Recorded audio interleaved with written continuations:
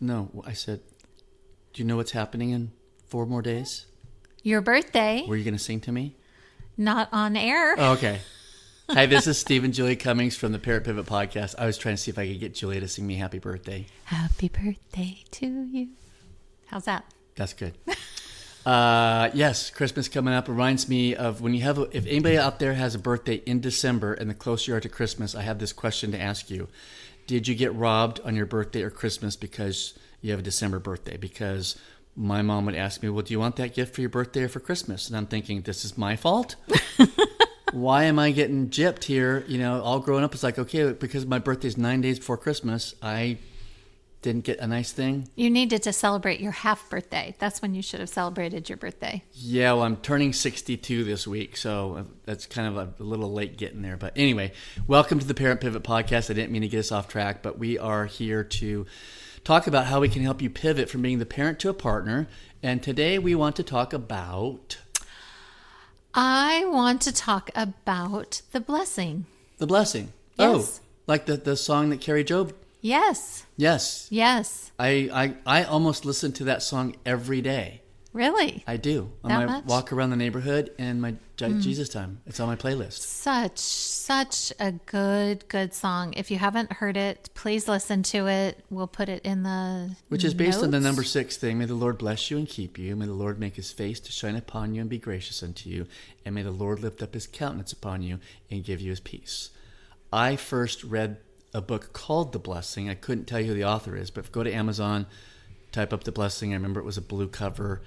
And it talked about giving your kids that blessing. And I started doing that. We started doing that Yeah. when the kids were infants. Yeah. Just every night. We would just whisper that and pray that to them. We'd sing them to sleep. It was amazing. Where do you want to go with this? Well, it's, you know, that song is super special to our family for that very reason. When it first came out, I think all the kids sent us something saying, You're not going to believe it. have you heard this song? And even now, I know Wesley has carried on that tradition, I believe, of saying the blessing to his children. Right. And it's a good way to say goodnight. It really is. I mean, and I think the kids have felt that covering over them through the years. I mean, I would even, as they've gotten older and they were gone, either to school or on missions trips, I would text it to them. Yeah. To the whole 4 of them. Or when they were going through something really hard, just holding them and saying it over them again. Yeah. Yeah.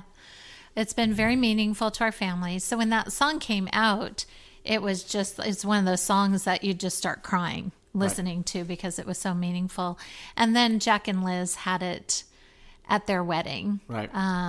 That's one of the best moments of their wedding is all of us standing there worshiping, singing that song. And then we got to go hear Kari Jobe, who performs that song. I think she may have wrote it too. We got to hear her live in concert when we visited Campbell and Ashley. In Reno, yeah. So that was a special treat. I think also Jamie, Lynn, and Taylor, when they got married here, we had like a little prayer time before their wedding, and I think they played it. Right here in our family room. Yes, I think they played it as well. So this song has been very meaningful to us, and we would love to pass it on to all of you if you have not heard it. You may have heard it at a wedding. We'll put it in the show notes here, so make sure you look down below. We'll send you a link to the song if you haven't heard it already. But the principle is really kind of what I want to zero in on. Okay. Because it's really about generational stuff. Yes. And it doesn't matter if you're coming from a Christian perspective or not. We all have generational stuff that we carry on to our children. It came down from generations before us, and we pass it along. As a negative example, and I think we talked about this when we talked about addiction, that addiction is one that can be carried down. Or it could be a really positive thing, like, strong Christian roots that, or it could be healthy marriages. Right. I was shocked when I did my genogram years ago and looking at my genogram, and there's like no divorce in my family. I was kind of surprised looking at that because it is so common. My grandfather, my mother's father, had secretly been married before that. My mom, her mom, they became aware of it after the fact. But anyway, quite a story there with my grandfather, who I never knew. But Anyway, we carry these things down to our kids. And that's kind of the idea of the song, is that your generational ties matter, and what you pass down to your children matters. And I think what I want to say more than anything at the age group that we're talking to is the fact that you're never too old to change that. Nope. You're never too old to change the idea of, heck, if you have had a smoking issue and you've smoked your whole life and you go, you know what, I really, it's bad enough that I exposed all my children to this, but I don't want to do it with my grandchildren too. This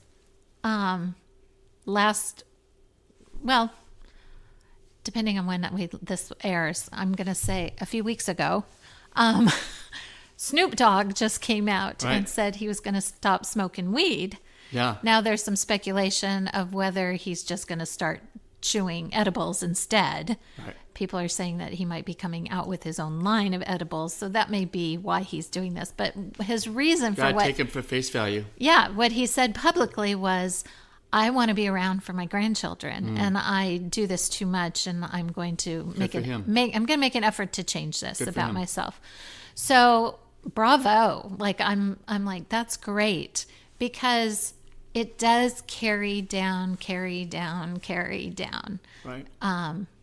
And that's the idea really that I want to get across, is it's never too late. If you think something needs to be changed, or you wish it was different for you, then make it different for somebody else. Yeah. I mean, I can think of things that I've had to change in my life, and my adult children have watched me, and I think they appreciate my heart more. We have deeper relationship with them because we've made those trajectory changes. Mm-hmm. So, and then just hearing the song and giving your kids a blessing. Sometimes we don't know how to bless our kids. Like, what am I supposed to say? Yeah. You know what? That number 6 verse, like we just repeated. You can pray that over them, and they don't even have to be present. They can be wherever around the country, wherever around the world, and you can just pray that over them, and that still works in the kingdom of God. Yeah, is to bless your kids that way. So, yeah, it's thinking about how can I, and not only that, it's just believing what God's doing through your lineage. Yes. That's the bigger part, is you get to sit back and go, this is going on for generations and generations. If you look back at your own genogram, and if you've grown up in a Christian home, go back and look at your grandparents and your great-grandparents, and maybe you've done the, what's the DNA thing? Ancestry? Ancestry.com. If you've done one of those, go back and see him. I have an uncle who's really into that and things, and he's done that on one side, and we've had a sister-in-law on Julia's side of the family do the same thing, and we can go back to I don't know, was it the 15th century, 11th century? Yeah, way back. But anyway, we don't know anything about personal life, but my point is, you can look back and see the lineage and go, wow, this is an amazing family line. Yeah. And we're just a part of it, but as we face forward, and we're looking at the next generation and them having kids. Right. That's the present that we're talking about here. Right. And how we want to help you pivot from being the parent to the partner. When we parent too much and too strongly, we make it about ourselves, because what we're seeing is not going the way we want it to happen. What we want you to do is to pivot to the partner and step back and going, wow, just enjoy. Just enjoy. Yeah. Love the grandkids, spoil them, hand them back. Yeah. Celebrate the names. We talked about that last week. Don't get in the way of traditions that may have wound their way down seasonally for the holidays. We talked about that a couple weeks ago. Enjoy the season. Embrace it. Look at the bigger 30,000 foot view, yes, and not the 1 foot view. Yes. The 1 foot view is going to drive you nuts. It will stir up your emotions. It'll stir up your thoughts, and it's not going to look like you're going anywhere. But when you get up to the trees, and you look out to see where your family has come from and where it's going now, yeah, I just fall to my knees and go, thank you, Father. I don't deserve this, but this is amazing. And it comes with continuing to carry on the blessing to the next generation. They will catch wind of it. They will see you do it. They will understand it. They will see God's hand at work. And, I mean, there are no guarantees in this life, like there's some magic formula that happens, but watch what God does. Yeah. As our pregnant daughter walks around the corner. Yeah, I'm thinking about a family in particular that I know, where my friends, both her parents grew up in really tough homes. Very tough. Angry. My friend's mom, Abuse? She grew up, there was some abuse, verbal abuse, maybe more like it. And then her mother came from, a family of 13 kids. And, majority of her siblings ended up really, really messed up and whatever. And then these two found each other, and my goodness, did they make a change. And they made a change beyond them into their families of origin as well. And then they raised these two girls that are, really great people. But they had to do that with some great intentionality. Yes. And that's the piece that we forget. We have to be intentional when we want things to change. If I want to lose 30 pounds, I'm going to have to be intentional. About passing by Krispy Kreme and going to the gym. Yeah, exactly. Haven't had a Krispy Kreme in a long time, but that sounds good. In any case, I'm going to have to be intentional about losing that weight. If I want my kids to have a good marriage, I'm going to have to be intentional about what my marriage looks like, and yada, yada, yada. Yeah. So that's awesome. Well, we would love to hear from you and things. In fact, if you would share this podcast on your Facebook page or Instagram or whatnot, or you want to get a hold of us, we'd love to hear some feedback from y'all. So write to us at parentpivotpodcast@gmail.com. And stop. You want me to stop tapping on the table because it makes noise? Huh? I shouldn't do this. Okay. Sorry about that, folks. I'm a little nervous apparently. But anyway, anything else, sweetheart? No, that's my message for today.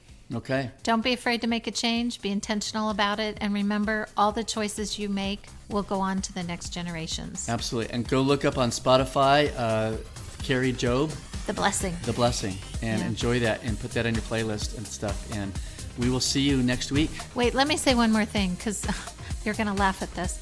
You kept saying the number 6. Numbers 6. The book of Numbers. Well, that registered with me after a while.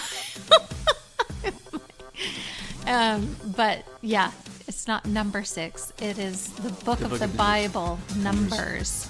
Okay. 6. Gotcha. I just wanted to clarify that because if it went past me, it could go past others, definitely. So. Anyway, thanks for listening. We'll be back with another edition of the Parent Pivot Podcast. Bye.